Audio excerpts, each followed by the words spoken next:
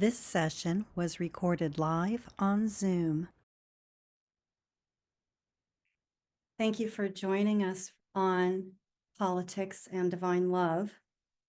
I want to make sure that everyone understands it's not my goal to sugarcoat anything or to blast anybody with toxic positivity. I know this is a very emotionally charged topic, and people have a lot of very deep feelings associated with it. The goal, though, is to take those very human emotions that we have, which are valid, and raise them up as high as we can to receive a divine perspective. And this is a little bit of a challenge. I just want to level set your heart and your soul on that challenge for yourself. For example, in the Paget messages, Jesus told us on Christmas 1915, militarism is all wrong. He didn't make any exceptions. And what he meant was killing is always wrong. That can be very difficult for our human minds to accept. What do you mean? Not even in protection of my child? What do you mean? Not even in protection of my home? It's okay to feel however we feel. God is the infinite and the ultimate, and we are not yet divine. But that's the aspiration. As we go through this talk, realize that we're trying to aspire to something that's very challenging for us. And just give yourself the love and patience you need to be okay with whatever discomfort may arise for you, and just accept it. Allow yourself to be okay with your discomfort. Now, I am going to try really hard not to offend anybody, but I can't imagine, like it's probably virtually impossible, especially if we're in our minds and not in our souls. So I'm so fortunate and blessed to be surrounded by a beautiful light-filled circle of friends with me live right now in prayer as I record this. So I feel very supported and loved, but we are all also aware that this video is going to reach many people as a recording after the fact. So we're doing our utmost to encode it with the deepest and highest love that you who are watching later may receive. So please try to be in your heart or in your soul and give me some grace. I'm going to do my best not to speak in absolutes of all or nothing or never or always, but I'm going to make a lot of generalizations. I don't really have much choice. Language is very limited. So just know as I speak, if something makes you feel a little uncomfortable, realize that I'm aware there are always exceptions. And if you're feeling like, yeah, but wait a minute, there's an exception to what she just said, you're right. You're right. You're right. There is. So the first thing that we want to address when we're looking at this topic is why on earth would anyone try to combine politics and divine love? Aren't they mutually exclusive? I don't believe they are mutually exclusive. First of all, God put us here on this planet. So while we are here on this planet, that's God's will. So right there is a marriage between the human and the divine. And if we look at God's universe, we can see that it is ordered. And if we know anything at all about spirituality, we understand that there are laws that govern the spirit world. And even if we don't understand the spirit world, we can know that right here in the material world, there are laws that govern the material world. For example, the law of gravity. And then there are higher laws like the law of aerodynamics that supersedes the law of gravity. But whichever direction we look, we're going to find law and order. And as we know that everything good and right and holy has been created by God, we can therefore deduce that God is a God of law and order. So anarchy then is not divine. Anarchy is human. So if we're not going to have anarchy, that means we have to have some kind of governance. And for those of you who may not be aware, there actually is governance in the spirit world as well. Not just laws, but actual governance. Now, it looks very different from here on earth because it's based on love and the purity of that. And we are not quite there yet, but we're striving for that. So I want to share, before I get into the depth of the teachings, a little bit about my own background, because as a human, I am obviously quite biased. First of all, I want to share that I'm super passionate about politics, not from a worldly perspective, but from a perspective of a person who cares deeply about every soul and who is fully aware that whether we know it or not, we're all impacted by government and therefore to a greater or lesser degree by the politics that drive it. So by ideology, I don't get to practice my ideology because my ideology doesn't work very well here on planet Earth. But my ideology is actually libertarian. I'm not a card-carrying libertarian because it's pointless to be one. We are not there yet. But what does libertarianism mean to me? Libertarianism means that you get to do whatever you want as long as you don't hurt anybody else. And from a practical perspective, we want to have a small government, but one that serves the people. So that would be public services of all kinds. And how would that happen from a libertarian perspective? Well, every year the government would send out a list for the budget, and all it would have one bottom line number. Here's the amount of money we have this year.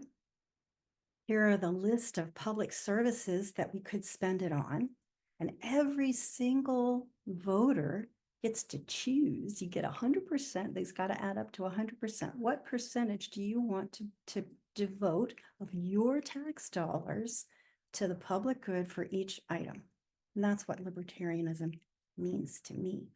Well, we're nowhere near that, obviously, so I don't get to practice that. But I wanted you to know that's my bias. And it would be really hard because let's take as long as you don't hurt anybody else. You can do whatever you want as long as you don't hurt anybody else. Well, what does that mean? Well, not that long ago, we were allowed to smoke cigarettes in office buildings, and I'm very, very sensitive to cigarette smoke. And one time I was a new manager at, I was starting as a manager at a new job, and the people that were working under me were, I was female, I was young, I was college educated. They were a lot older than me, like 20, 30 years older than me, male and not college educated. They saw me coming in the door in my blue suit and they literally did their best to smoke me out of the room. It's pretty funny. So I'm allowed to smoke my cigarettes if I want to. But the problem is the smoke doesn't know that it's supposed to stay in my bubble. So the smoke travels wherever it will. Or I'm allowed to drink my alcohol if I want to, even to the point of getting drunk. Okay, but don't get into a car because then you might hurt somebody else. So that one's kind of clear cut, but the cigarette smoke is not. Or maybe it is, depending on your perspective. But see how many decades it took us to change that? How hard it was? It was hard because people want to do what people want to do. All right, now here's a little disclaimer for the talk. I live in the United States of America. All of my political experience is based here in the United States of America. I don't have any experience with any other political system. I'm not going to be addressing any other political system. And so if you are not from the United States of America, you will have to extrapolate whatever you can from this talk that's meaningful for you and where you live. Here's another interesting point. When this information came to me as inspiration in prayer, it came to me as relates to individual souls. So the whole talk is actually not going to be discussing the system of government, even here in the United States. It's going to be addressing the electorate, the individual voters, the individual souls.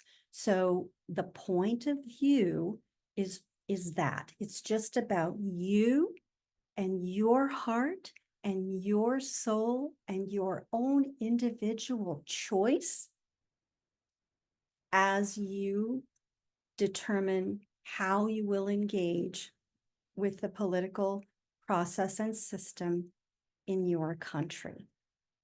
An important bias that I have, as well as my libertarianism, I identify very heavily as the granddaughter of immigrants from Italy and Spain. 3 of my grandparents are full Italian and 1 Castilian Spanish. I therefore have grown up my entire life really deeply believing in the American dream. I bought the whole dream, hook, line, and sinker. Now, I know there are a lot of people who doubt the American dream, maybe that it ever existed, and for some people it didn't. Let's be honest. Other people think maybe it did, but now it doesn't anymore. We don't know. But you need to understand that I'm passionate about this nation having a special place on the planet as the only currently existing nation that was founded on the principles of individual freedom with a government of the people, by the people, and for the people. Now, I am fully aware we have not met that, but no other country of which we are currently aware was founded on such lofty principles. What we are trying to do here in the United States of America is extremely difficult. It's never been done that we know of. There's history that's been lost multiple times. We don't know. But for all the recorded history that we have, going back thousands of years before Christ, we don't have an awareness of any other nation founded on quite such lofty principles. And as a result, we have attracted human beings of all kinds. We've attracted human beings of all kinds from all over the world, and we still are. Do you know there are still people even from England who are choosing to become American citizens right now? In the United States, we have 2 primary parties, a left party and a right party. I personally would like a centrist party for the rest of us, but we don't have that. That's all the bias stuff out of the way. Now we're going to begin with the context. And just this portion of, there's 3 portions now, the context, this is actually from my prior study. So this is not the inspiration part yet. That's coming next. But what I want to do is try to increase everybody's understanding of how did we get here? How did we get here? Well, it really started with Aman and Amon when they turned their backs on God. It began there, and you can, fast forward to Cain and Abel or whatever was the first murder. And Aman and Amon, for those of you who are not familiar with the Paget messages, that's the actual names of who are referred to in the Bible as Adam and Eve. So when Adam and Eve turned their backs on God, and then, we had murder with Cain and Abel, and, so from the beginning of time, it hasn't been good. And what happened was the God created men and women equally worthy. We're obviously not the same. And that's because we're meant to have harmonious roles. But what happened rather quickly after the fall of humanity is that the males chose to assert their physical dominance to subjugate the females. And so since the beginning of cave time, men have been the brawn, and and that's been very impactful for everybody. So the men took on the role of provider and protector, and they would go out of the cave in groups. And I'm going somewhere with this, people, because again, context, how do we get here? And it'll be quicker than you imagine. Going out in groups to hunt, big game and bring it back into the cave for everyone to have sustenance.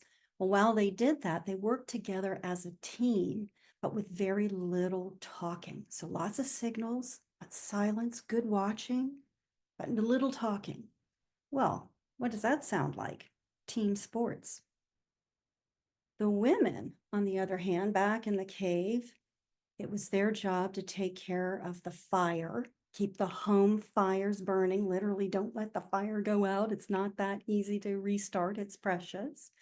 They were the gatherers, which required them to have a fine-tuned eye for small details. They didn't want to miss.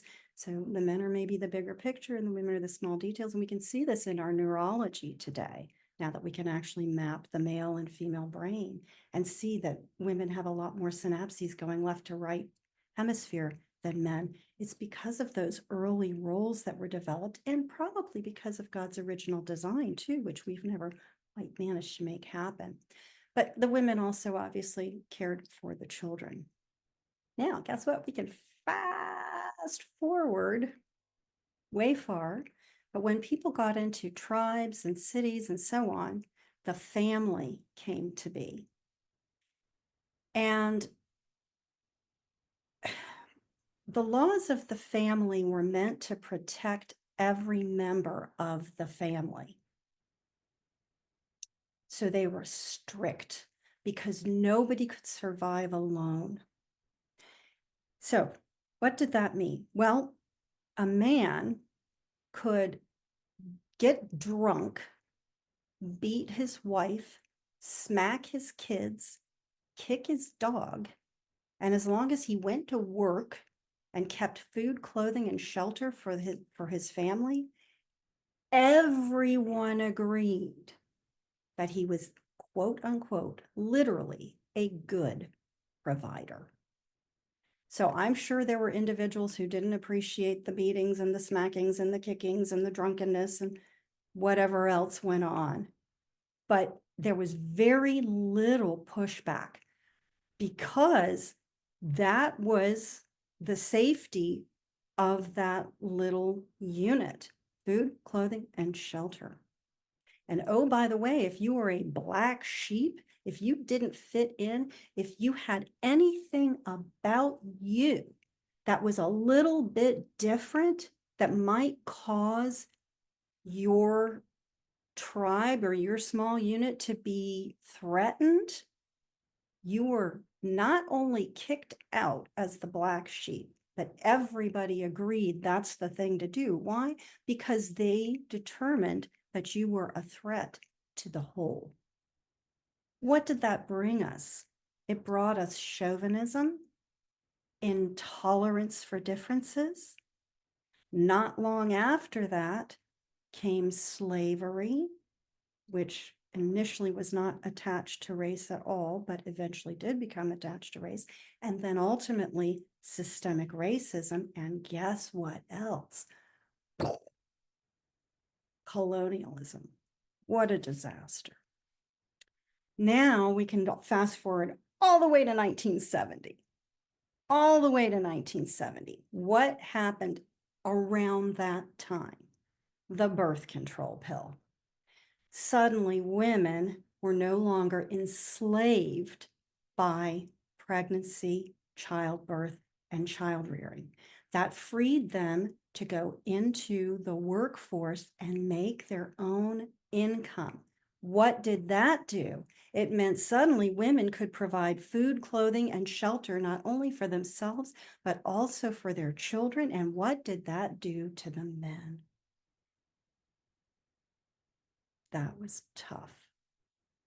All of a sudden, the role that the men had been playing since the dawn of time was shattered almost overnight.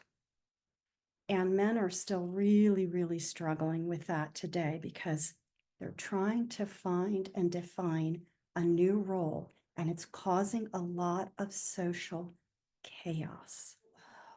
What we all want, what we all need is protection and support without dominance and control.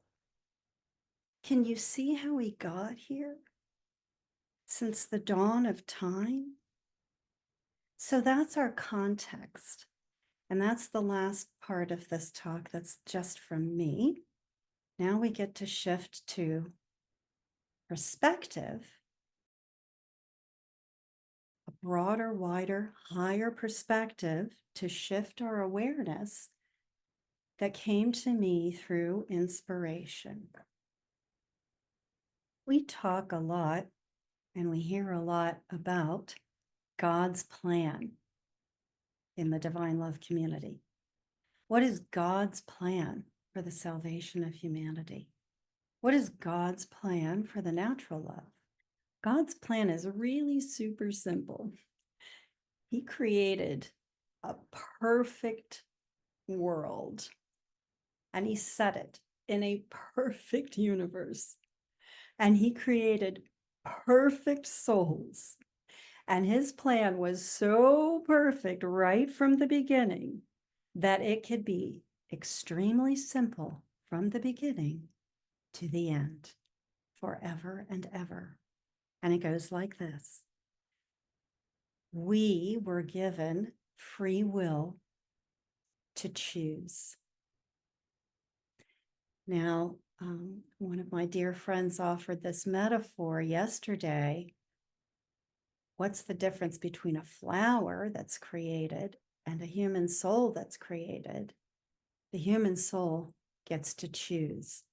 The flower just grows. The human soul also grows, governed by laws, like the flower is governed by laws, but the human soul's growth is really deeply impacted by the free will choices that the human makes. So God created perfect creation, gave his human creatures souls, and gave them free will to make choices. And then everything is governed by laws. And so we choose and we get the consequences. That's the whole plan. That's the whole plan. So when we make choices that are in harmony with God's laws, which are all loving, so when we make choices that are in harmony with love, we have easeful, harmonious outcomes. When we make choices that are out of harmony with love, we get corrective outcomes. So it doesn't really matter whether we choose in harmony or out of harmony. God's laws are going to make sure we're moving in the direction of harmony, whether through, an easeful way or a corrective way. But you can't really go too wrong. The game is rigged. Sure doesn't feel like we can't go too wrong here, though, because there's a lot of suffering. That's unfortunate. Okay, so now to the politics. All right. Well, we've got our divisiveness here in the United States, and the whole world can see it. But we are not angels on one side and devils on another side. We're diverse. We're diverse because we were created to be diverse by our perfect God who knew precisely what that meant. And it's a challenge when you have such diversity all coming together, and with the United States of America being this extraordinary melting pot from all over the world, and frankly, an intentional melting pot, right? We've just upped the challenge by orders of magnitude. So give yourselves some grace, and I hope the world will give us some grace too. What we're trying to do is tough. So we kind of have fallen into two camps, but it's not the left versus the right, or the Republicans versus the Democrats. It's much, much more complicated than that. But I'm still going to simplify it back again, even though I just said it was complicated. Now I'm going to really simplify it. On the one hand, we have lots and lots of people, eligible voters, who really focus on one, maybe two, possibly three issues that are of greatest importance to them. These people are mostly home-centric. What's in my world, what's in my town, what's in my family, what's in my heart, and they're protectionist. Then we have other people who are the deep divers. They really want to dig into the details. They want to understand the big picture. They want to do things like I just did, go all the way back to the history of humankind and figure out how on God's green earth did we get here, you know? They're big picture people. They think globally, and they care deeply not only about their home, but allies. They want to ally themselves with people all over the world. Well, I'm here to say there's not one that's better than the other. They're kind of magically both needed. What do they sound like? A little bit yin and yang, yin and yang, or the balanced scales. They sound a little bit like harmony. Who could have imagined the perfection of that? And it's not, you have people like that. You have quote unquote those people on both sides, right? And some in the middle, right? So what we need to understand is whatever choices we have made and however passionately convicted we feel about them, the reality is the people on the other side have good reasons for the choices they make. Now, comedians aside, Gordon Klepper likes to go out and interview people and make them look, silly and ignorant, but that they're just broadcasting for laughs. It's not really the truth. I've had conversations with people who voted differently from me, and every time they had good reasons for the choices they made. When I was with an open heart and a listening ear, and they did not feel put on the spot or pressured or judged, and they felt free to share their genuine thoughts and their heart with me, they always had good reasons for their choices. Now, I didn't agree with their reasons, and I personally felt that their reasons were too narrow because I was looking at a broader picture than they were, and I tried to help them see my perspective. But the reality is they weren't evil, they weren't bad, they were well-meaning, well-intentioned people. And what we need to understand here in the United States of America is that our sisters and brothers who are different from us are just as good as we are and just as important. And what makes it extra challenging for us when we try to understand each other and when we try to make our own informed choices is that we are all being lied to. All of us are being lied to because the powers that be are corrupt. And whether there are a lot of lies and they're big and they're blatant, or there are fewer lies and they're smaller, or maybe they're just stretching the truth, either way, guess what? I hate to tell you, but if you're on the other side, it's just as deleterious or harmful to the trust as the other. Both sides are equally distrustful. And what that ends up happening, since we can't trust, is we end up with a lot of finger pointing. Well, that's unfortunate. And I'm here to tell you, we can't tell who's who and what's what, especially based on appearances.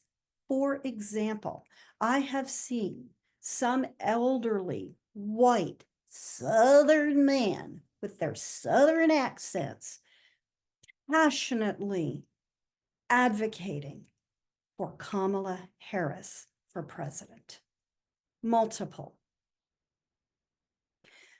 And I have seen articulate, really articulate, young Black women just as passionately advocating for Donald Trump.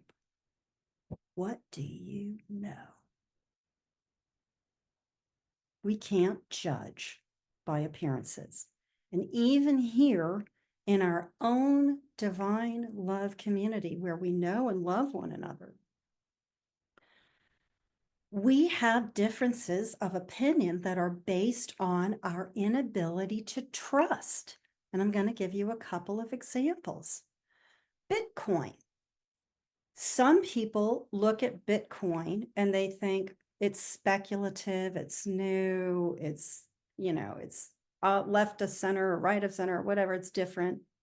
And some people look at it and they say, this is my safe haven from the powers that be, because I don't trust the banks and I don't trust the governments, and I'm just going to go off and do the Bitcoin thing. Is one right or one wrong? We actually don't know. And the reality is probably yes and no to both, because money doesn't even make sense in the first place. If we were all living in harmony, we wouldn't even need it. So there is no right or wrong there. We can look similarly at vaccines. Again, in our own community, we have people who believe that vaccines are necessary because they've eradicated mumps and measles and polio, and they've really helped us, and COVID, I'm going to say. And we have other people who are just as sure that no, if I'm in harmony, my body doesn't need a vaccine, and a vaccine might be poisonous at best, or even worse, maybe there's going to be a microchip in it that's going to control me. Like, there's a lot of distrust. Is one right? Is one wrong? Hey, reasonable people can disagree. So we need to start looking at one another as reasonable people who mean well and care, and stop pointing the finger at each other. Here's another example. We can say everybody wants social justice because we do care. We all care. We're loving, caring human beings. It's just that the Democrats think that social justice needs to come through the government so that it's secured for everybody, whereas the Republicans think it needs to be in the private sector, and churches. It's the same goal, different approaches. Might they both be right? Might they both be wrong? Reasonable people can disagree. Now, here comes the biggest surprise for me. Americans don't like to believe in class. We have a classless system. Well, no, we don't. What was revealed to me, and you can agree or disagree, but what was revealed to me, at least for me and my own soul growth, is that right now, part of what we are suffering from in this nation is actually a class war. It's a class war. And it's not about Blacks and whites or Hispanics or, gays, or it's about the haves and the have-nots, or who is the system working well for and who's the system not working well for, sort of. But what it really gets narrowed down to by the pundits, particularly on the right, they've defined something called the liberal elites. And I have heard that expression for decades, and I never understood it. It did not make any sense to me, and I've always frankly kind of scoffed at it. Uh-oh, I scoffed. That's a little arrogant of me. I didn't even understand it. Suddenly now I get the idea I'm a liberal elite. I never would have ever identified myself as a liberal elite. First of all, I'm not a liberal, I'm a centrist. Truly, I do not like the far left any more than I like the far right. I'm pretty much right down the middle. I'm very liberal in my social views, but conservative in how I choose to live my life. Lots of people are very liberal socially, but they're conservative fiscally. A lot of us are in the center. So what are we talking about with class? Well, we're going to start by examining education. There's formal education, and then there's hands-on education. Now I ask again, which one is better? Neither. Neither. The formal education gives us the historical perspective. It captures the opinions of experts in every field, science, medicine, whatever, throughout the ages, so that hopefully we can build over time on what's gone before. But we desperately need all of the hands-on experience we can possibly get. And we're living in the material world where the material world that is God's creation is our greatest teacher. So we desperately need to see what we see and know what we know just by our own hands-on experience. All right, so now I'm going to get into a little bit of what does the electorate look like? Since we've already talked about all of these complexities and we can sort of see how it's a jumble, it's not black and white, so it's certainly not light and darkness, much less good and evil. There are very fine people on both sides, and I hate using that expression because it was used during a violent episode that we had here in my own home state. And I don't really ascribe it to that event, but I do ascribe it to our electorate, to our individual voters. There are indeed very fine people on both sides. All right, so the liberal elites, such as myself, love to look at the other side and say, but they're voting against their own self-interest. They're voting against their own self-interest. Don't they understand that? We need to tax the rich, you know. Well, what's come to me is no, they're not voting against their own self-interest. No, they're not. Their self-interest doesn't look like you think it does because it's not your perspective. It's their perspective. And from their perspective, they're voting in their own best interests, okay? From their perspective, tax the rich. Well, first of all, a lot of them, and again, generalizations here, admire the rich. They aspire to be rich. And as far as tax the rich, they don't expect to get any of that anyway in the first place. So it doesn't matter. Tax the rich, don't tax the rich. I'm not going to be any better off or any worse off, whatever the government decides to do, because I'm living my life here and I'm an independent person and I take care of myself anyway. So I'm not looking for that. What am I looking for? I want to be seen and I want to be valued. See me, hear me, value me. Well, guess what? Who has done that really well?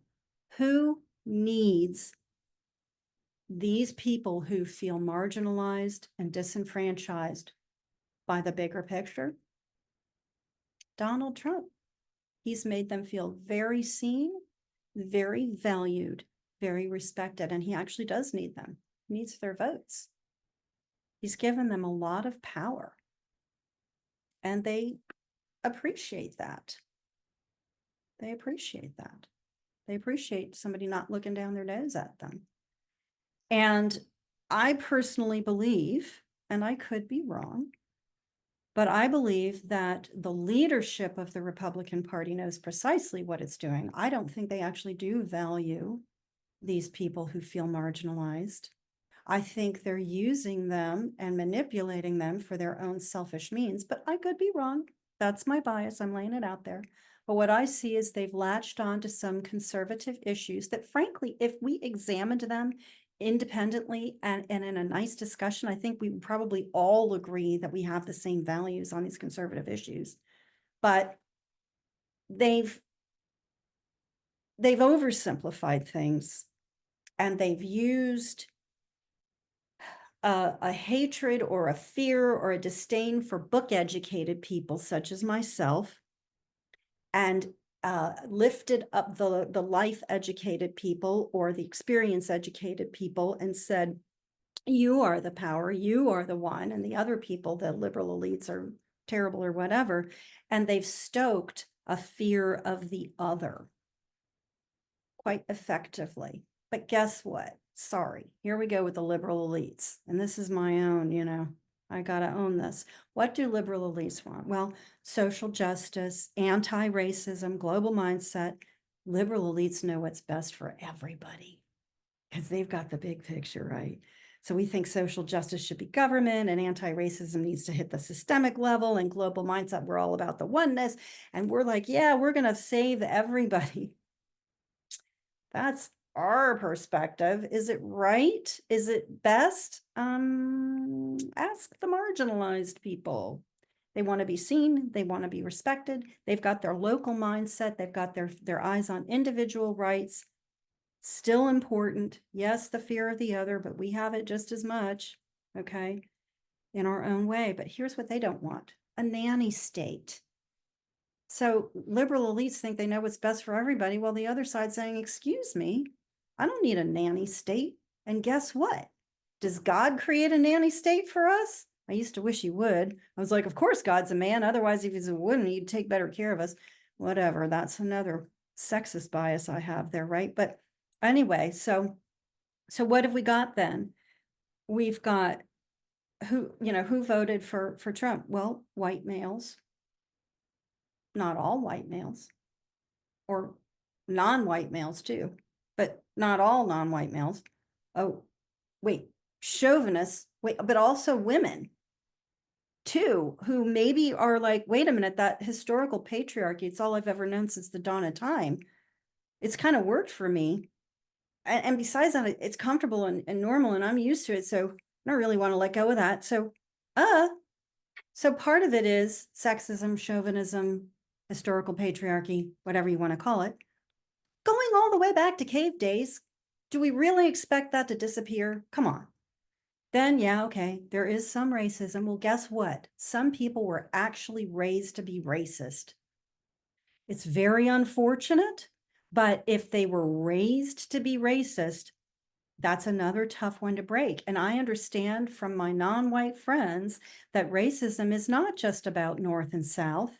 It's also found in the East and West. It's found everywhere. It's found in the North and the South and the East and the West. There's racism everywhere. So we're a multi-faceted, very diverse group of people trying to come together from a tribal history into where we are now. It's challenging. You've also got other people who voted for Trump in large numbers are the wealthy blue collar people, the bootstrap people. They pull themselves up by their own bootstraps. These are the business owners, the small business owners, the plumbers, the electricians, and so on. The people who are very self-reliant, independent, don't need the government, don't want the government. Okay. Then you've got people who were raised Republican, just like you've got people who were raised racist, and they're taught, don't trust the government, don't trust the liberals, don't trust the elites, don't trust the book educated. They're all tax and spenders. Then you've got nationalism. You've got the people that, again, they want to protect what they have. Well, we all love our country and we all want to protect our country, but we have different opinions about what that looks like. But we've been stoked by media on both sides who appeal to our fears and our basest natures to really mess this whole thing up. I want to talk a little bit about immigration. This is a very important issue for people on the Republican side. It is on the Democratic side too, but this is one area in which we really don't see eye to eye. A question might arise, well, where do you draw the line? Like, we're all immigrants unless we're Native Americans. So where do we draw the line? Okay, so I tried to describe the Republican electorate a little bit. Now I'll try to describe the Democratic electorate, but good luck with that. The Democratic electorate is extremely diverse. As much as the Republican electorate is diverse, the Democratic electorate is even more diverse.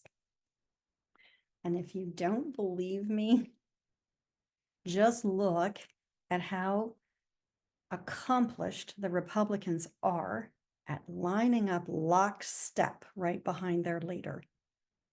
And the Democrats are all over the place. But I would say that, as I've said, the elite tend to be, in general, the deep thinkers, the deep divers. And frankly, not everyone is inclined to dig into politics to that level, even if they are Democrats, because it takes a lot of effort and a lot of energy. So we have apathy. That's a whole other part of what could be the electorate. And that apathetic vote played a big role in this previous election, big role. The apathetic voters spoke loudly and they elected Trump by their apathy.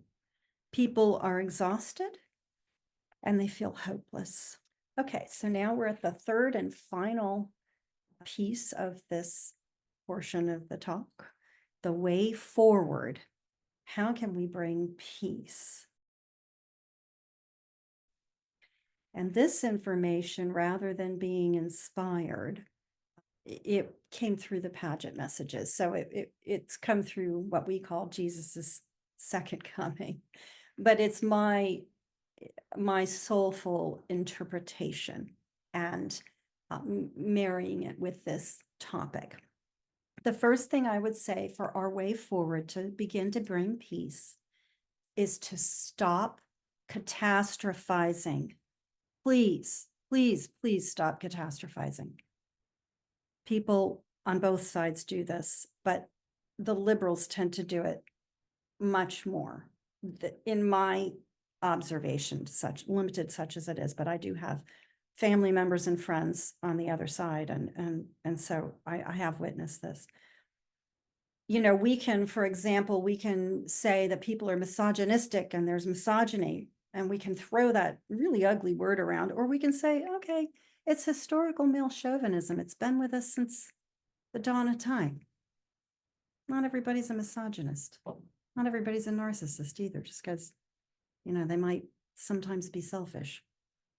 And you can say, oh, you know, but Hispanics voted for Trump in bigger numbers than expected. Oh, it's because they're really racist against the blacks. Hispanics really hate blacks.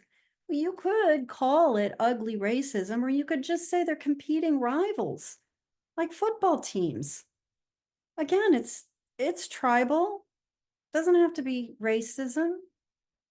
It could be something else, and it could be anything else, because I can't mention everything here. Like I said, it's complex. Lots of complexities, lots of people feeling marginalized, lots of people feeling frustrated, and everybody lashing out. Nobody wants to be talked down to, looked down on, or judged, or even questioned for their choices. And frankly, if we're going to go at the divine love perspective, God gave us free will. He gave it to everybody. This is my own personal mea culpa, which is the Latin word for saying I made a mistake. This is me right here, because I can tell you, I have talked down to, I have looked down upon, I have judged and questioned people whose views differed from mine, because prior to the inspiration I got for this talk, I was of the opinion that my broader view was the correct view. I did not have proper respect or understanding or awareness or appreciation for the value that my sisters and brothers on the other side of the political aisle actually have to offer. And I'm going to say here, if the Democratic leadership, let me say, not the individuals here, but if they had cared about and listened to the base of people who are Trump supporters, if they had bothered to go in and listen to find out who are these people that are supporting Donald Trump, what do they need? What do they feel? What do they fear? What are they not getting? What are they wanting? What are they seeing? How can we serve them too? If the Democratic leadership had bothered to do that, we might have had a different outcome. Also, if the Democratic leadership had bothered to hold a presidential primary because our president's too old and our vice president is a Black Eastern woman, which might be too hard for us right now. We just might not be ready for it, irrespective of the fact that she's fabulous. If we'd held a primary, I'd have had a different outcome, but we didn't. So what I'm asking us all to do is let's look at one another as individuals again. Let's please stop seeing us as left and right or wrong or dark or light or good or bad or any of that. Let's call this diversity, equity, and inclusion of a different kind. But past is prologue. We can't forget history. We've got people here who saw what happened in Nazi Germany in World War II, and they're seeing people line up, behind Trump, and he didn't leave the White House on January 2nd. Past is prologue. What are we going to do? Okay, maybe not. Predictions are notoriously unreliable. Notoriously. Why? Because we're all creating in every single moment. So what are we going to do here, people? We need to create the world we want to live in. And we better start looking at this as yin and yang and harmony. We better start looking at our differences as the very thing that ought to unite us in a cohesive whole that is good for everybody and that works for everybody. If we want to preserve this nation for anybody, we've got to start looking at it like that.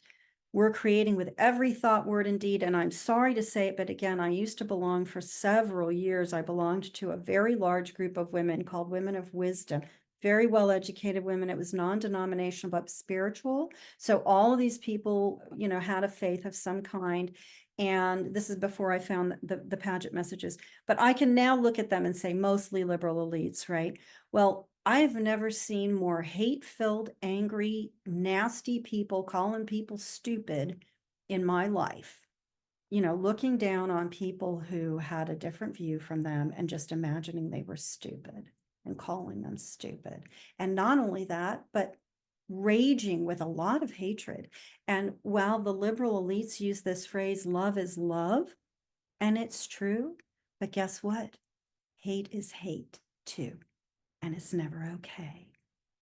Now, as far as what's going to happen for us in the future, well, look at COVID. COVID was big. It shut down the whole planet. I remember one of my favorite things is the drone footage from that Easter Sunday in March 2020, when Paris and London and Rome and all the big cities around the world, there was not a soul on the streets. It was unprecedented. But guess what? For some people, it was a tragedy. For other people, it was a reset. And for other people still, it was a pleasure. Of course, I don't mean to say that COVID itself as an illness was a pleasure. I meant to say that many people enjoyed a slower pace of life and being with their families. So what happens depends on who we are and what we're creating with our own prayers and our own soul perceptions, our thoughts, our words and deeds. Whatever changes are coming, and change is the order of the universe. There is the only constant is change. It's the only thing we can count on is unpredictability. The only thing we can predict is unpredictability. I imagine that whatever change comes is going to be like every other change that's ever happened in the history of this planet. Isolated thunderstorms. It's going to blow up over here and be perfectly fine over there. Left, right, and center the whole time. So we can be curious and listen. We can ask questions. Don't debate. If you feel called to try to mend fences, then ask questions, be curious, and don't come back with your own opinion unless you are invited. And then you can. Respect one another. Watch your language. Now, here's something I think Kamala Harris chose "When we fight, we win" as her campaign slogan. Horrible choice. Absolutely catastrophic. When we fight, we have a war. Sorry. I don't know who let that one slide. Every time I see the word fight, I am replacing it with one of two words.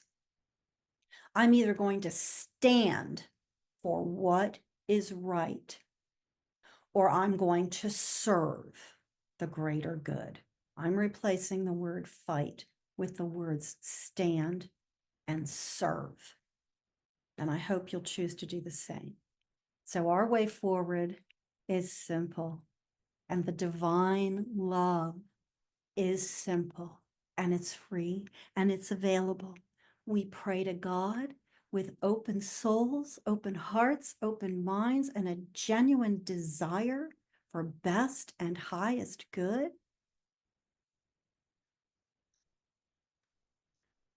We love one another, love one another, love one another. We have faith, faith. God put this whole thing into order, and he knew from the get-go what it was going to look like because he made us. Are we going to have a democracy going forward, or are we going to have a tyranny? Well, please don't go racing down the road saying, "I'm terrified, it's going to be a tyranny." Please, I would like to not have that. So let's not create it, shall we? Why don't we say instead, "Wow, what a global opportunity we have." Okay? Pray, love, have faith. Let's create love. Let's create joy. Let's create peace. Let's listen more than we talk.